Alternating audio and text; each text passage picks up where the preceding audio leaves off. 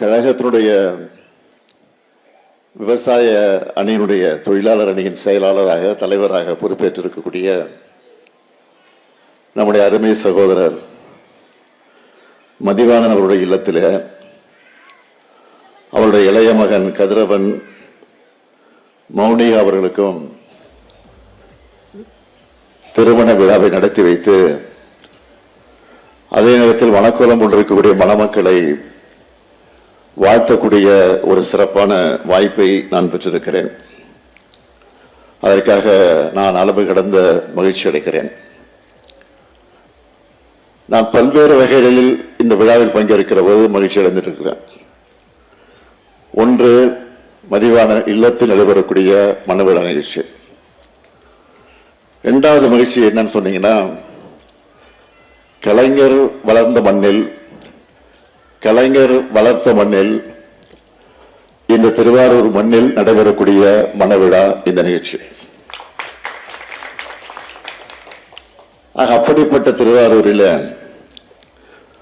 அதுவும் தலைவர் பெயரால் அமைந்திருக்கக்கூடிய இந்த கலைஞர் கூட்டத்தில்,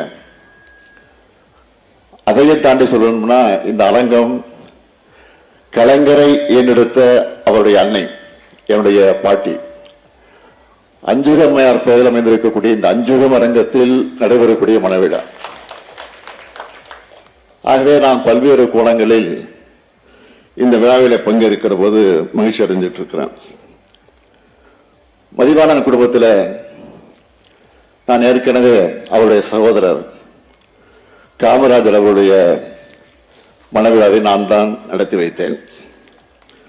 நான் எண்ணி பார்க்கிறேன், ஏறக்குறைய நம்முடைய மதிவாணன் அவர்களை இங்கே எடுத்து சொன்னார். ஏறக்குறைய 40 ஆண்டு காலமாக அவர் இந்த இயக்கத்தில் தன்னை ஒப்படைத்துக் கொண்டு சிறப்பாக இயக்கத்திற்கு துணை நின்று கொண்டிருக்கிறார். முதல்ல 1986 கிளைக்கழகத்தினுடைய செயலாளராக இருந்து மாவட்ட கழகத்தினுடைய பிரதிநிதியாக 96 பொறுப்பேற்று, அதைத் தொடர்ந்து மாவட்ட கழகத்தின் துணை செயலாளராகவும் கடமையை நிறைவேற்றி, அதற்கு பின்னால் ஆதிதிராவிட நலக்குழுவினுடைய துணை செயலாளராகவும் பொறுப்பேற்று, விவசாய தொழிலாளர் அணியின் செயலாளராகவும் பொறுப்பேற்று, அந்த அணியினுடைய தலைவராக பொறுப்பேற்று இன்றைக்கு செயலாற்றிக் கொண்டிருக்கிறார். ஆக இப்படி படிப்படியாக வளர்ந்து வந்திருக்கக்கூடியவர் மதிவாணன் அவர்கள். ஏதோ கட்சி பணியில் மட்டுமல்ல, மக்கள் பணியை எடுத்துக்கிட்டு பார்த்தீங்கன்னா, 1986 ஊராட்சி மன்ற தலைவராக, அதைத் தொடர்ந்து தொடக்க வேளாண்மை கூட்டுறவு சங்கத்தினுடைய தலைவராக, 96 ஊராட்சி ஒன்றியத்தினுடைய பெருந்தலைவராக பணியாற்றி இருக்கிறார். அதற்கு பிறகு 2006 5ஆம் முறையாக நம்முடைய தலைவர் கலைஞர் அவர்கள் முதலமைச்சராக பொறுப்பேற்ற நேரத்தில் அவருடைய அமைச்சரவையில் பால்வளத்துறை அமைச்சராக பொறுப்பேற்று அந்த பணியையும் நிறைவேற்றியிருக்கிறார்.